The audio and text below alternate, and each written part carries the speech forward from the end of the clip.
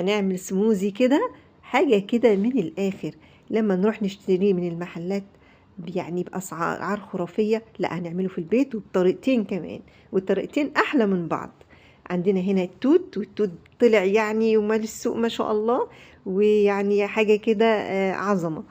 تمام. التوت ده من الحاجات الجميلة الجميلة اللي الواحد بيحبها جدا، فننتهز الفرصة الموسم بتاعه. ويلا بقى نعمل شوية كده عصاير جميلة كده.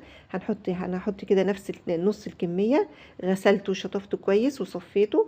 حطيت نص الكمية في الخلاط على كوباية مية. تمام.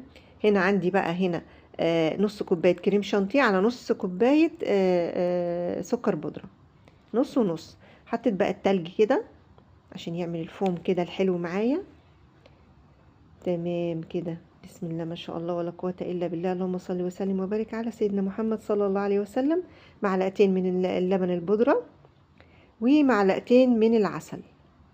بلاش نحط سكر، العسل افيد طبعا، احنا بنعمل عصير مفيد جدا وطعم كمان جدا.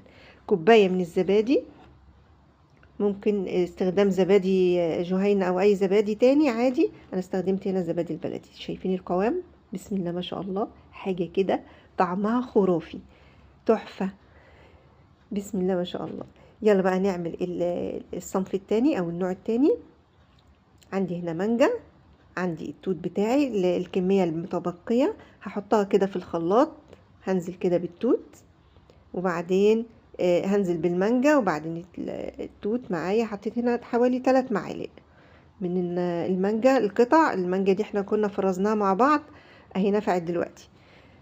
عندي هنا العسل، كمية التوت بتاعتي مع المانجا مع العسل، ومعلقة كده من اي مربى توت عندك، او مربى فراولة. انا هنا كنت عاملة مربى بنجر على فراولة، حاجة كده علشان الانيميا ما شاء الله جميلة جدا، حطيت منها عشان تعم الفايدة كده.